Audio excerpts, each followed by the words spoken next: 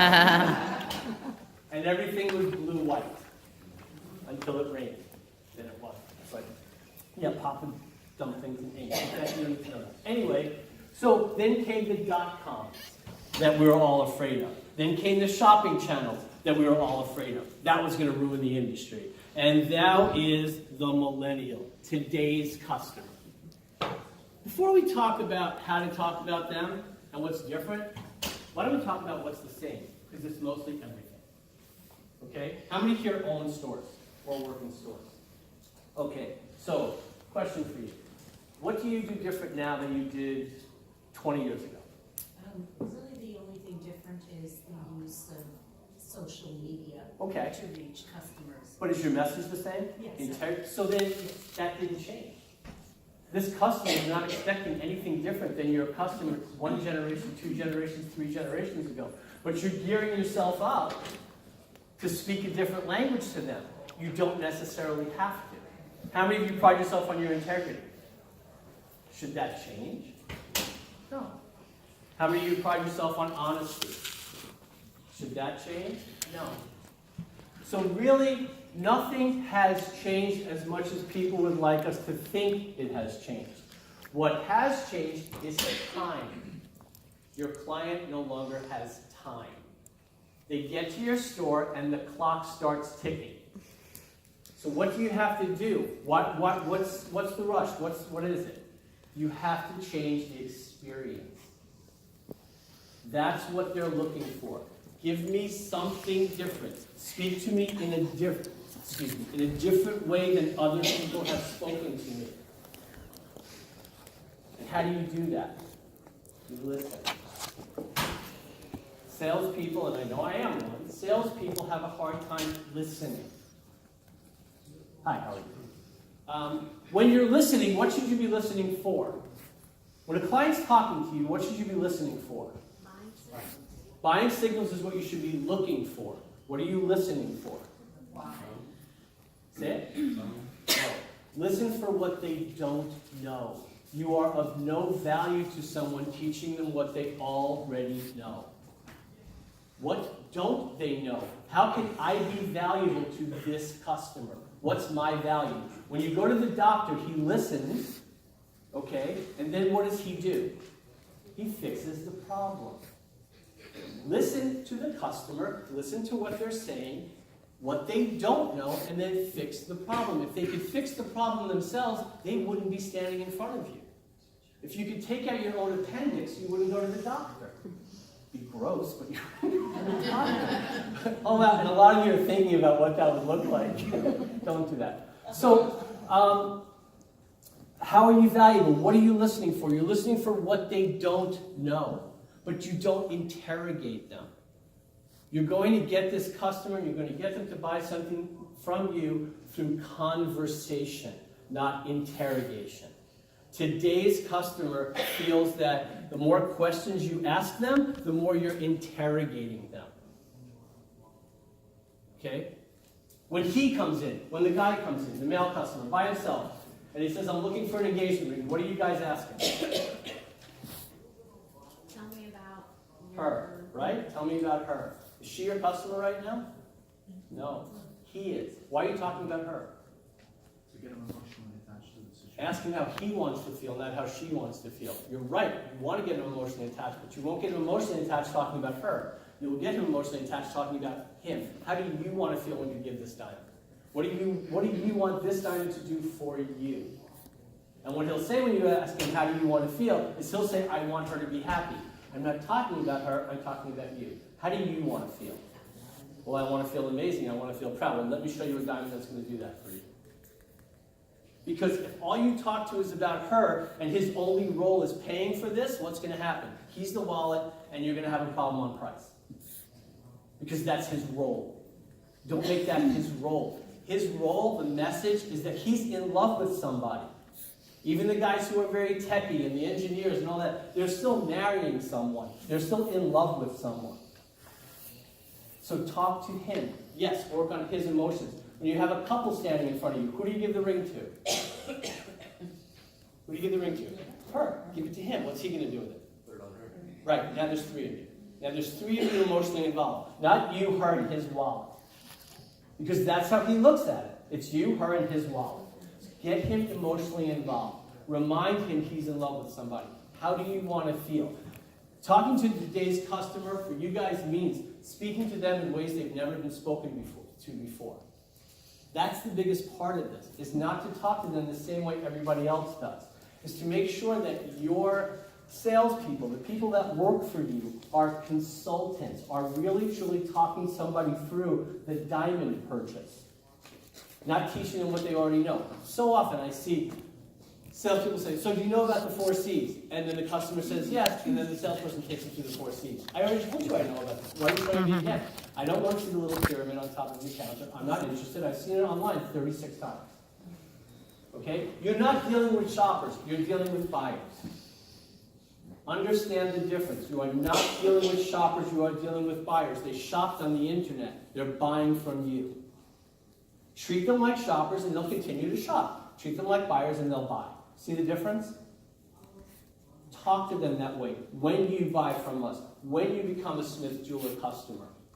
All of this language will change everything for them. Okay? And that's what you have to do. And you have to have your staff make sure that it's a different conversation, that they're opening. What's the most important part of closing a sale? Opening the sale. You cannot close something before you open it. If you're not building foundations and you're not talking to them differently, you're not building confidence in this customer, you'll never close the sale. Closing is organic. Okay? I have a reputation as being a very quick closer because I build a strong foundation first. Okay? And I'm empathetic. I make sure that you really feel that I care about what you buy. That's the first impression. Okay? So it's not just welcome to Smith Jewelers, it's welcome to Smith Jewelers. Thank you for choosing us. Sounds like a little thing, but it's a big deal. Thank you for choosing us. They have a lot of options. Okay. The other thing today's client doesn't like is your opinion. They want to hear facts. They're not interested in your opinion. When they go to Yelp, are they going to Yelp because they think it's opinions? They're going to Yelp because they think it's fact. They treat Yelp, they treat reviews as fact. That's what they're looking for from you. They're looking for you to tell them facts. So if I say to you, Mr. Customer, what size diamond are you looking for? That's not the size, that's the weight. Let me explain to you the difference. No one's ever said that to him before. And that's the fact. So I'm not going to use your lack of knowledge to sell you something. I'm going to use my wealth of knowledge to sell you something. That's why you don't ask a customer what they know about diamonds. If I knew anything, I wouldn't be standing in front of you. And their signal to them is, oh, he's going to find out what I don't know so they can sell me something. Okay? What's important to you, Mr. Customer? Color is important to you. I understand that. What does the G represent in the G colors? Good enough?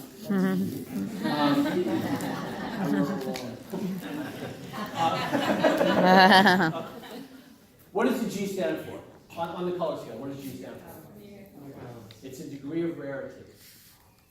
Make sure your customer knows that. The letters are degrees of rarity. They are not degrees of beauty. Martin DeWitt, who's a mentor of mine, always said, you never dated a girl with G-color hair, and you never drove a G-colored car. These are degrees of rarity. No one will speak to them that way. Okay? You're showing them cut. AGS is all about cut. We carry diamonds that have AGS certificates in our stores. So how do you explain cut to a client? How do you tell them that? You need to speak English. Ratios, things like that, we understand, they don't. And they will nod their head and shake their head and leave and have no idea what you're talking about. Speak English. Compare it to things they understand. Cut of a diamond is like the engine of a car. If a car has a beautiful paint job, that's the color, and it has great clarity, which is no rust, no dings, no knobs, it looks beautiful. But if it has a poor engine, what happens? It doesn't perform. If a car has a superior engine, it performs. If your diamond has superior cut, what does it do? It performs. This is how you have to speak, because this is speaking English. Not a million questions, because let me tell you something, questions will cost you control. Selling is about control. I will take control of the sale. I will listen to what you think is important and what is important to you, and then I will tell you what is important when you're buying a diamond. I need you to know everything, Mr. Customer, before I show you anything. But this is the conversation you want to have with your client because they appreciate this. Today's customer wants you to be upfront, not necessarily rush them out of the store, but you really need to get to why they're there. They're there to buy. You need to ask your salespeople that. Why is the customer coming to a store? To buy. You should be shocked when they don't buy instead of being surprised when they do. That has to be your attitude. See, of course he bought. Another question I have for you. How aware is your sales staff of the world around them? How often do they go to Blue Nile? How often do they shop the competition? This is really, really important. I went to a store the other day to do a little mystery shopping, which I do fairly often. Doesn't matter the name of the store. It rhymes with Schmarries. Just Anyway, I said to the young lady at the counter, I'm also looking at lab-created diamonds. She said to me, oh, that's moissanite. Okay, no it's not. I didn't argue with her. And she told me that moissanite will turn a yellow or lime green color within a year of owning it. Wow. Please, if your staff doesn't know, don't tell them to make something up. I would much prefer her say to me, you know what, I'm really not sure about that. Why don't I get somebody who can answer that question for you? I will tell you that your client will respect that much, much more than making something up. Because what's the one thing, over a lot of questions that clients ask you, what's one thing they all have in common? They know the answer. Or they think they know the answer. That's the danger of making something up. You know, especially we're a store that carries 18 different watch brands. And if you guys have watch brands in your store, you know the watch guys ask questions they know answers to. Okay, yeah, we all, and I love them. What's the caliber that, like, I don't know. So, don't let them guess. No, have your staff go out. Because if not, then the customer's in control. If he can tell you what pricing is online, what they're selling online, and you don't know, that's an issue. A great exercise is to give your staff a certain color and clarity size diamond to go shopping online with. Let them go through the whole process. Let them see everything. And then kind of discuss at the store, okay, here's what I saw. Because very often I'll have people call me from our store in California like, well, you know, the guy in LA, this customer has a friend in Los Angeles who can get him the same diamond. First of all, how's he getting the same diamond when I'm holding it? But that's what you get. So if it's a 1 carat, G, VS2, excellent, excellent, excellent, how is his so much cheaper? Why would his be so much cheaper? Anybody? What? Could be cut different. Well, right, could be cut different. Who certified it? Right, right. But it could be any of the other labs. Okay? How's the fluorescence? These are things they don't talk about. We had a customer recently come in, and this is a great thing to share because this actually happened. He bought a strong blue diamond, which we advised him against. He bought it online and came in to have it independently appraised. We have an appraiser that comes in. The appraiser took 22% off the value of the diamond because of the fluorescence. 22% at appraisal. So that's not telling it, you don't want to tell horror stories when people ask you about online when they do that, because it just makes you sound weak. But facts. The fact is, an appraiser will take 20% off a diamond if it's strong blue. That's a huge thing to say to a customer. Yeah, we were shocked. Actually, this customer thought they were buying an FVS2. The FVS2 turned out from another lab, not GI or AGS, to be a KSI1. It's close. Yeah. Yeah. Very often, yeah. It's easily mixed up, F and K. It was in the F and K range, which is wasn't near colorless, it was near valuable. But so, yes, exactly. But they that's what they're thinking. So make sure they know the world around you. Make sure that it's not about opinions, okay? And After you find out what's important to them, let them know, like I said, what is important when you're buying a diamond. What's the number one tool your diamond buyers use when they're buying diamonds? Right. Tell that to the customer. So you know what? I can show you paperwork. I can do this. I want you to see what a diamond does. Again, language nobody's using. Not what a diamond is. Color and clarity is what a diamond is. How it cut, how it performs is what a diamond does. That's what I want you to see in this customer, what a diamond does. I agree with a lot of what you're saying, but the one thing is sometimes you are comparing two triple X's and two stones, no fluorescence. And there is going to be a price discrepancy, and then it becomes harder to. So here, and I agree with you 100%. And sometimes you just got to bite the bullet. If this guy got a really great deal on a smoking nice diamond, you will keep him as a customer if you're honest with him and say, you know what? Come to me for the mounting. I can't. There's nothing I can do about that. Sometimes you just have to bite the bullet, because if you try to make up too many, push too hard in that, well, they don't own it, things like that, it hurts your integrity. We had a woman who came to us, and she said that she found a 4-carat yellow cushion with 2 yellows on the side, and it was at a price I could not come close. Yeah, it was at an estate consignment. I understood it. I said, please send me the certificate, let me see. And you can say that to me, you know what? Send me the paperwork. I want to make sure we're talking apples to apples. If you're getting a great deal, good, I'm happy for you. Okay? She sent me the ring, and she sent me the specs, and I said, you know what, Mary, buy it, because I cannot come close to this. She came in to show it to us, and why she was there, she bought a $25,000 watch.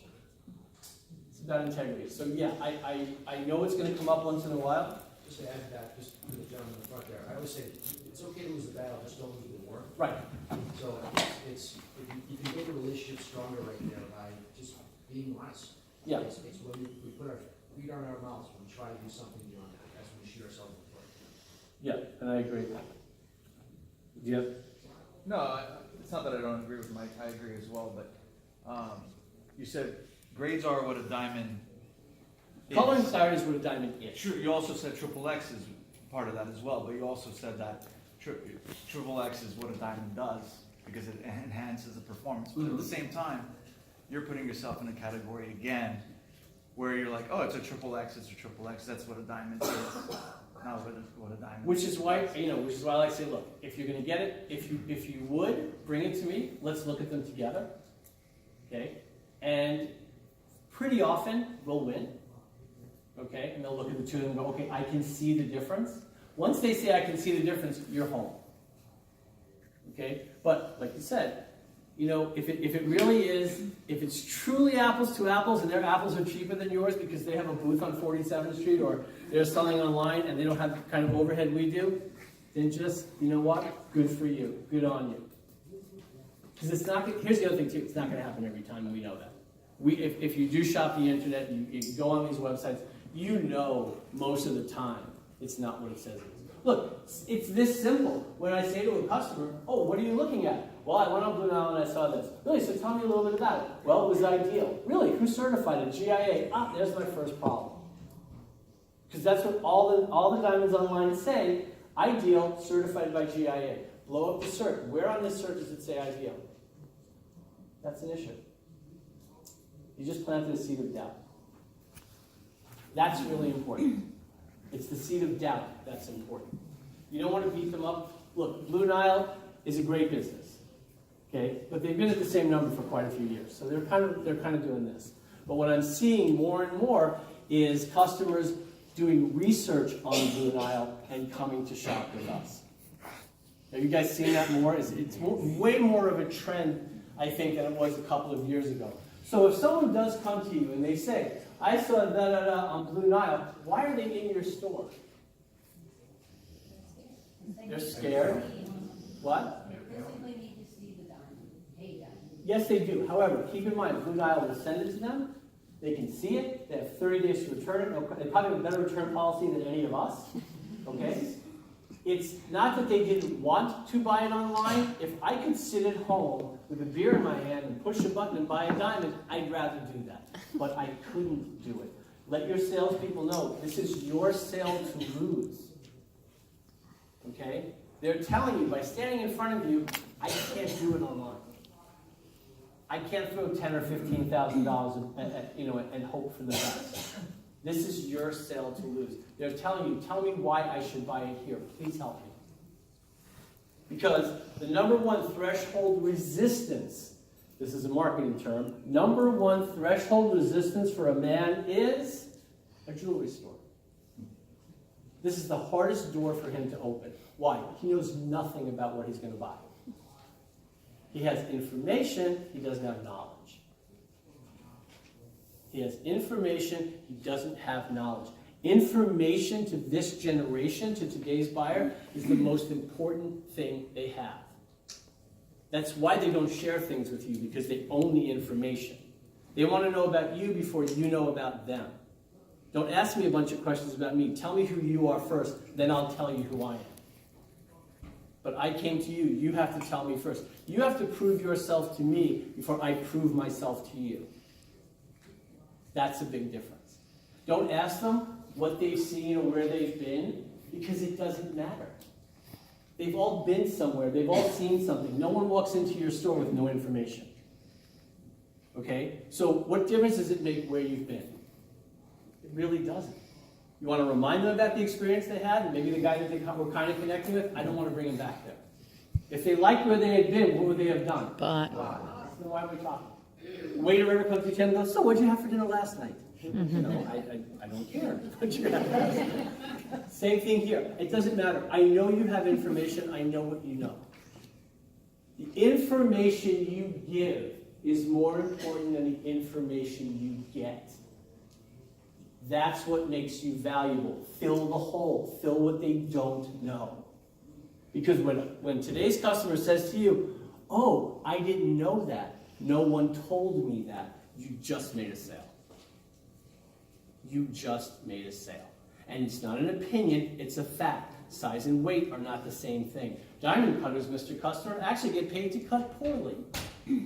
Diamond cutters get paid to leave weight on. I promise you they've never heard that from anyone. Well, what do you mean? What I mean is, the bigger the better. They're selling by the pound. Diamond cutters are artists, and then there's manufacturers. When business meets art, business wins.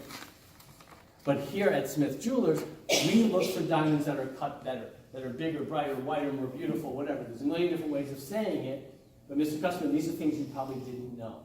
And now I'm valuable to you. Okay? And when they ask for that 1 carat GVS1, what do you say to them? The 1 carat GVS. Yeah, I'm looking for 1 carat GVS1 round brilliant. And you say? How exciting. Sounds like you're looking for something to do. Okay, and do you get it for me? No.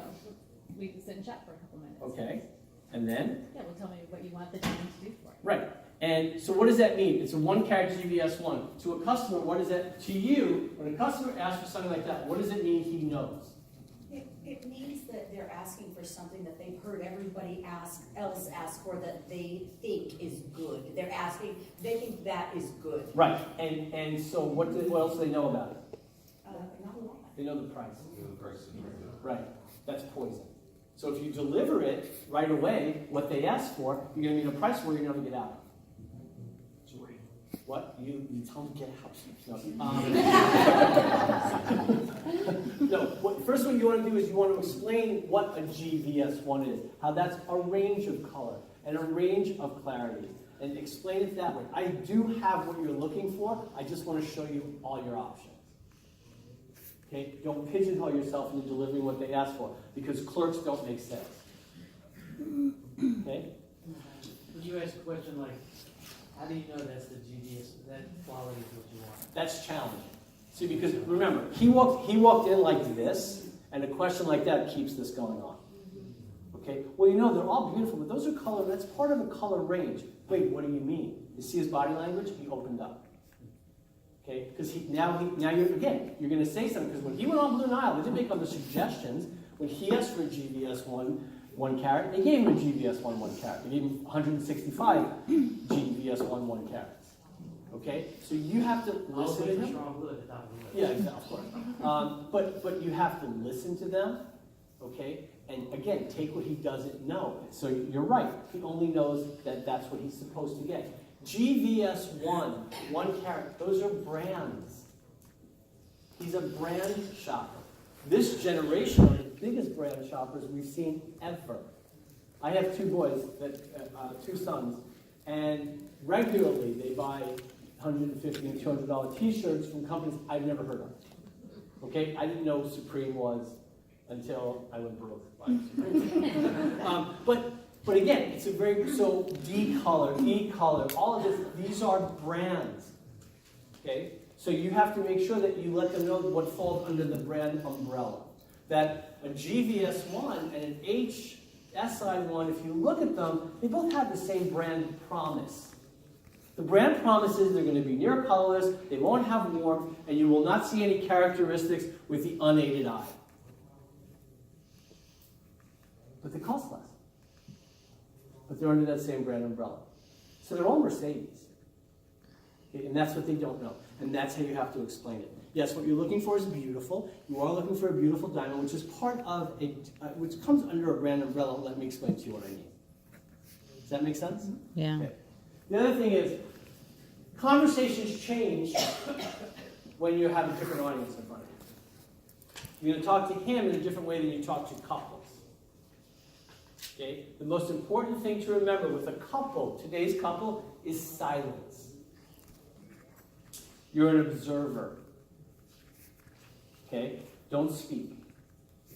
Let them speak to each other. You will find out all the information you need from these two if you don't say anything. If you listen. As soon as you interrupt, you're done. Because they rehearsed on the way over. Don't get all excited about it when you put it on. Don't tell them how much we could spend. And we'll tell them that we have another one we're looking at from my cousin in Milwaukee or whatever. Okay? But if you keep your mouth shut, that'll all go away. So silence is so important with couples. You'll find out everything you need to know. Okay?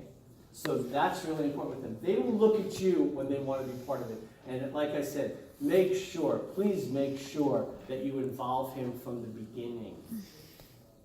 Not consider him as a wall. Watch your body language, because what happens when you have a couple in front of you very often, your shoulder goes to her. He's over here, and you're talking to her. And then you say, hey, it's $12,000. Okay? You have to make sure that your body's here with both of them. This is a very, very sensitive customer now. They have a very high BS meter. Okay? They're very cynical when they walk in. Do they have more information than the generation before? We all do. We all have phones. We can find out anything. They have better information. They have more accurate information. They don't have to go to 6 to 9 jewelers and get 6 to 9 different opinions of what something is. They're walking in their hand are facts. So that's why you have to kind of cut away some of the stuff and speak English. So the other thing is, when she comes in alone and she's doing her research, what's important to tell her? What do you need to talk to her about? Mounting. What else? By the way, if he doesn't bring up a mounting, don't bring it up. If he doesn't talk to you about styles, he doesn't talk to you about what ring she likes, and he just talks to you about diamonds, do not bring up the mounting, because you're going to hit a speed bump that you didn't anticipate, because he wasn't thinking about that. Give him a plain gold mounting, and come back later and they can pick something else out together, or you can make something for him. But as soon as you say, well, what style is she like? Oh, wow, I didn't think of that. She didn't tell me about that. What do you think? And now all of a sudden it's a hiccup. Okay? So, again, listening to him when you say, what shape diamond do you want? Okay, what are you thinking about? Then, if he doesn't say the style, or he doesn't show you the Pinterest picture, okay, then just talk about the diamond. Talk about what, you're still in control, but you're not adding something that he didn't ask you to add. And let me ask you another question. When they show you the Pinterest picture, this is what she's looking for. Is that exactly what she's looking for? Make sure that you know that. Have that conversation. So what is it about this ring that she loves? Did she mention? Because a lot of times it's just the halo. Or it's just the shank. So you don't have to go digging for that ring. Okay? And, ask him, has she sent you any pictures? Because this is really odd. Sometimes he doesn't show you the picture until about 45 minutes into the conversation. Okay, he goes, well, I was thinking about style. What do you think? Oh, well, she sent me a picture. So why are we having this conversation now? But you can't say that, of course. So when you're talking to her, and she's there by herself doing her research, What do you have to talk to her about? What shape is it? You'll get that, and you'll try things on. Talk to her about him. You have to write the script for him, for her to bring back to him. Because if she says, I went to Smith Jewelers and they showed me the best diamond, what does that mean? The Expensive. most expensive. He does not have to go there. That's the last place he'll go. Because that's what she's going to say if you don't help her. Help her write the script. I went there. They showed me that. And you know what they explained to me that I didn't know? Cut equates to value. Oh, really? Yeah, the diamond they showed me is not the most beautiful, but because it's cut so well, it's the most valuable. Yeah, I should go there. She's not going to know that if you don't tell her. And be honest with her. Let's talk about what to tell the person buying. Let me give you a couple of pointers. And you know what? They'll eat it up with a spoon because you're being honest and you're being open. Okay? So, again, very, very important. How do you find out how much he wants to spend? How do you find out budget? By showing him different rings? That can take a while. And Okay. here's the other thing, too. By showing him different rings, you could be putting yourself in a position where you've embarrassed him a couple of times. You've got to be really careful with that. Okay? And that's when salespeople use the word only. Hyde Park, you're not allowed to use the word only. It's only $30,000. No, that's only a lot of money. Okay. The watch people tend to do that. I do it. Sometimes, you know, it's beautiful, and it's this, and it's only $33,000. Really? Get a clue. That's a lot of money. So how do you find out what their budget is? If you say, what's your budget, he's ready for that. He rehearsed that. He knows what to say. Okay? Conversationally, if you say to him, so let's take a second.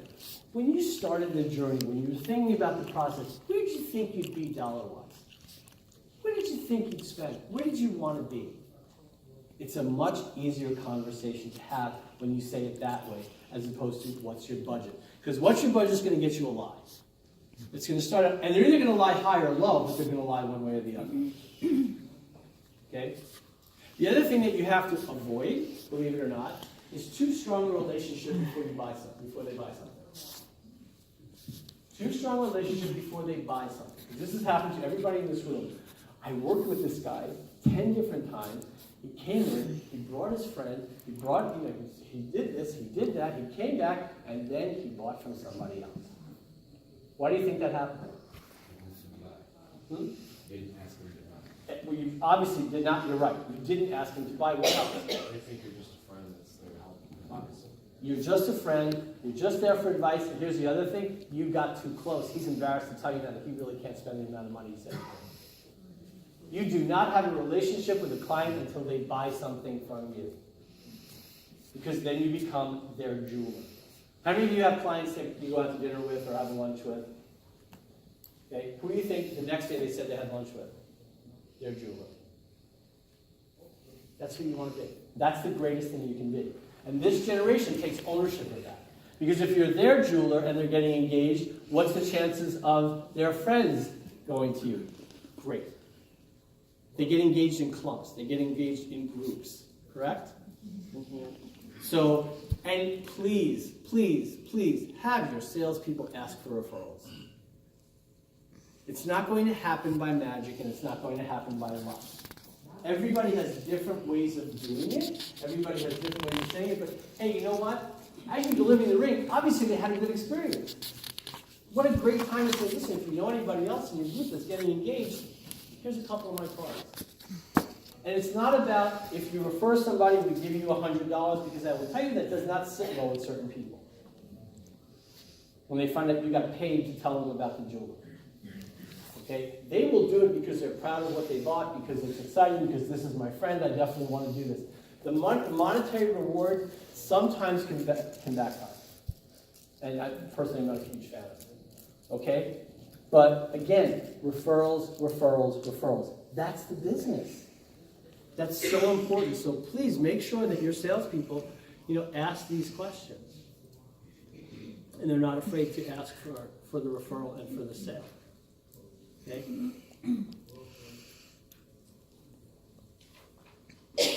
So, what is it? You guys said buying signal before. So what's today's buying signal? What does today's customer do that's different than the customer before? What's a different buying signal?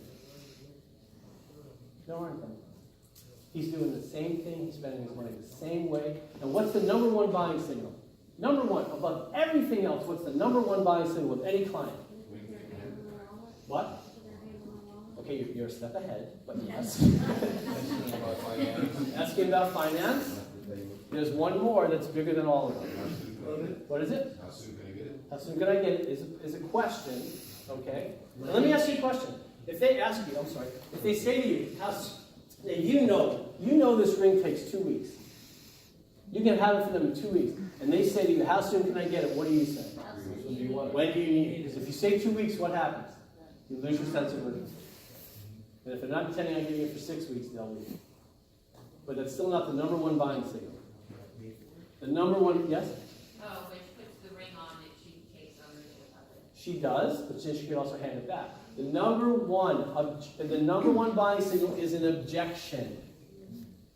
Have your staff embrace objection. Why would I care about the price of something I had no interest in buying?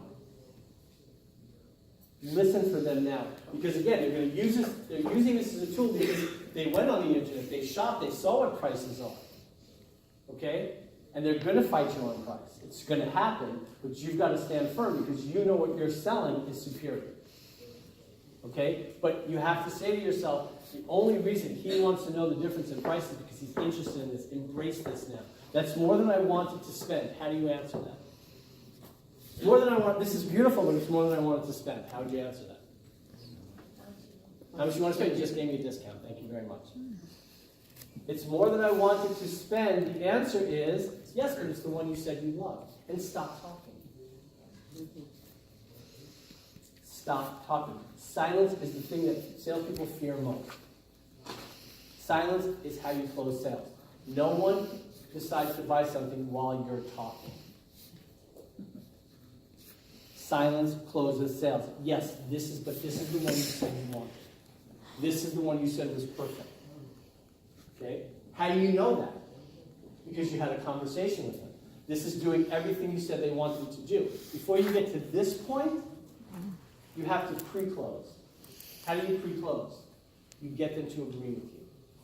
So you said that you wanted a green pen with a white top. Isn't this the green pen with the white top? Yes, it is. Now you have them in a yes mode. It doesn't matter what they're saying yes about. Make sure they're saying yes and that they're agreeing with you. Because the yeses flow into yes, I'll take it.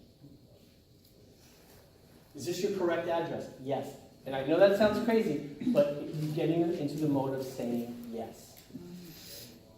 Okay? Well, it's more than I can spend. That's a different conversation.